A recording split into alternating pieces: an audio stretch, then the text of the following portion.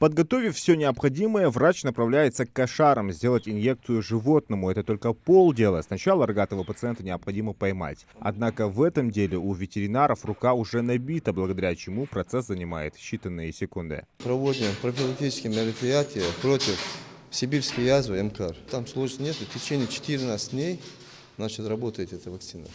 После таких процедур личное подсобное хозяйство Шамиля Исаева обезопасили от болезней. У него 20 голов крупного рогатого скота и несколько десятков барашек. Уже и не припомнит, сколько лет занимается животноводством. И все это время серьезные болезни обходили питомцев стороной, благодаря работе ветеринаров. Ну, это очень даже сказать, очень надо, потому что от клеща, от разных болезней месяц-два раза проводим вакцинацию, обработки.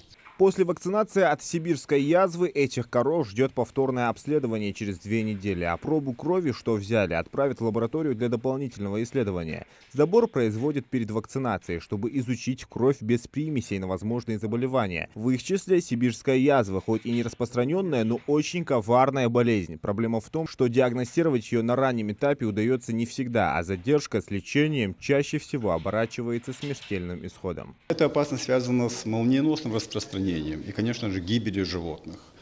Эта опасность заболевания сибирской язвы кроется еще и в том, что это заболевание антропозоонозное, заболевает и человек, и все виды почти животных, кроме птицы. Поэтому мы эту профилактику проводим первично, одновременно с комплексом, используя вакцину против эмфизематозного карбункула. Такая вакцина разработана, она комплексная, и одна инъекция дает возможность профилактировать 2 заболевания. Зараженное сибирской язвой мясо животного запрещено к употреблению в пищу. К тому же инфекция может передаться человеку воздушно-капельным путем. Еще одна особенность сибирской язвы – способность десятилетиями дремать в почве, ожидая благоприятных условий. И на сегодняшний день единственный способ обезопасить скот от этой заразы – это вакцина, которая через 10 дней формирует у животных активный иммунитет. Он сохраняется примерно в течение года. Часто переносчиками подобного рода болезней становятся клещи. Мы первично профилактируем и ориентируем владельцев животных на то, чтобы провести дегельминтизацию, то есть уничтожение гельминтов в организме животного, а потом уже делать вакцинопрофилактику.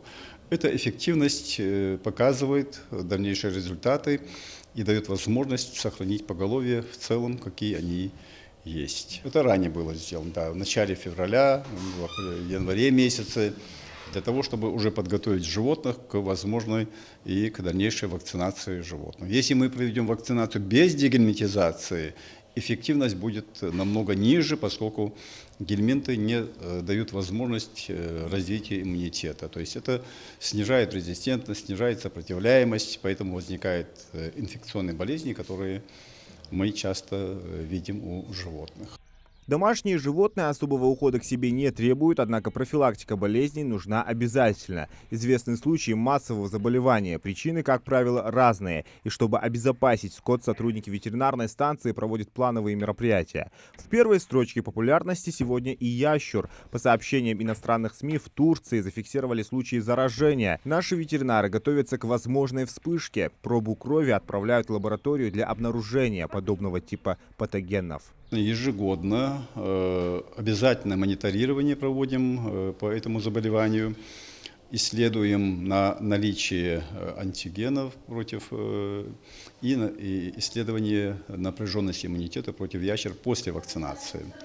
Поствакцинальный иммунитет в прошлой осенью нам показал, что достаточно эффективно использованная вакцина дала хороший иммунитет, и эти животные, привитые животные, были достаточно хорошо выраженным иммунитетом. Такое мероприятие мы провели еще и в этом году. Буквально в феврале месяце мы отобрали кровь, исследовали на все 4 заболевания: бруцеллез, лейкоз и ящур, в том числе отправили в Центральный институт защиты животных, где нам в ближайшее время дадут результаты по этому заболеванию. Ветеринары республики призывают жителей проводить профилактику в хозяйстве не реже, чем раз в месяц, а при заболевании животных обращаться к специалистам для комплексного лечения. Ящер опасен тем, что очень быстро распространяется. Вакцинация против этой болезни уже начата. Фермеры могут обратиться в ветстанции, чтобы обезопасить свой домашний скот. Зелимхан Калоев, Адам Гулоев, Хамзат Халухоев, Сулейман Костоев. Новости 24.